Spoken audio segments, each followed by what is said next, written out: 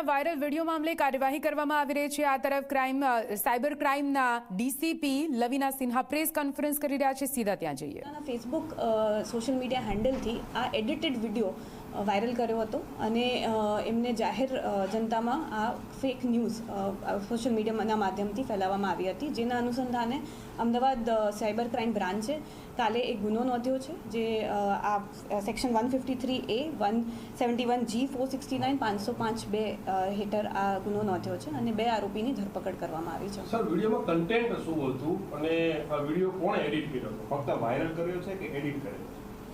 Edited video એમને પોતાના social media હેન્ડલથી post કર્યો છે। જે વિડીયો એડિટ કરનારની હજી આપણે તપાસ ચાલુ છે। એમને વિડીયો કયા માધ્યમથી મળ્યો હતો, એમને વોટ્સએપ ગ્રુપના માધ્યમથી મળ્યો હતો, પણ એમાં હજી આપણે આગળ તપાસ કરીએ છીએ કે આ કઈ રીતનો વિડીયો એમને મળ્યો છે।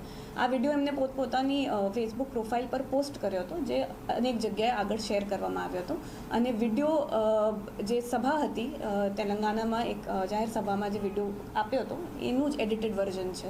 આ બંને આરોપીનું નામ શું છે ને એનું બેકગ્રાઉન્ડ?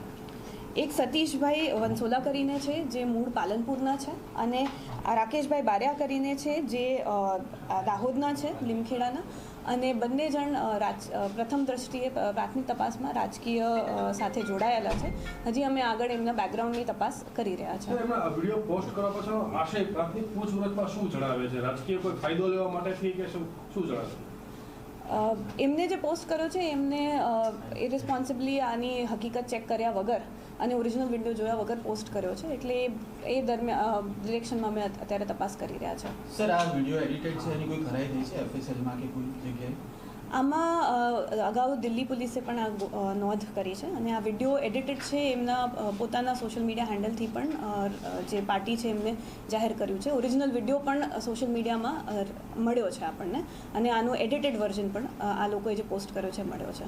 અત્યારે આપણે બંનેના ફોન કબજે કર્યા છે અને આપણે એફએસએલમાં મોકલવાના છે, જેમાં વિડીયોની હકીકત અને વિડીયો ક્યાંથી મેળવેલ છે એ બધી આગળની અમે તપાસ કરવાના છે।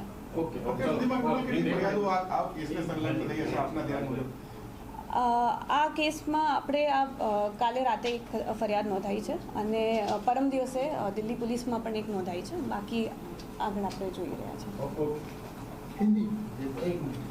સર, વિડીયોને ખરેવાનું કહો ને તો પ્રાથમિક દ્રષ્ટિએ બંને વિડીયો મેચ કરી અને ચેક કર્યું તો પ્રાથમિક દ્રષ્ટિએ જ લાગે છે કે હિન્દી।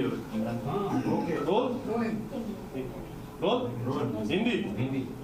सर, 2 आरोपियों को अरेस्ट किया। कौन है आरोपी और कहां से अरेस्ट और क्या किसी का गुना दर्ज किया?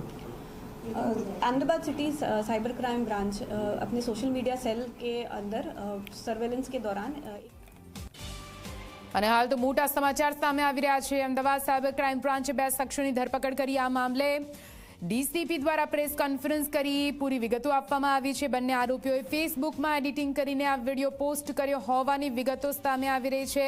અમિત શાહનો વિડીયો એડિટ કરીને વાયરલ કરવામાં આવ્યો, તેમાં આમ આદમી પાર્ટીનો હાથ હોવાનો મોટો ખુલાસો થયો છે। સતીશ વણસોલા અને આરબી બારૈયાની આ મામલે ધરપકડ કરવામાં આવી છે। બંને આરોપીઓએ ફેસબુકમાં એડિટિંગ કર્યા બાદ વિડીયો મૂક્યો હતો અને તે બાદ આ વિડીયોને વાયરલ કરવામાં આવ્યો। બંને આરોપીઓએ એડિટિંગ કર્યું હોવાનું કબૂલી પણ લીધું છે। વિડીયો કોણે એડિટિંગ કર્યો તે મામલે હવે તપાસ ચાલુ હોવાનું ડીસીપી દ્વારા કહેવામાં આવ્યું છે। એડિટિંગ વિડીયો તેમને વોટ્સએપના માધ્યમથી મળ્યો હોવાનું પણ કહેવામાં આવી રહ્યું છે।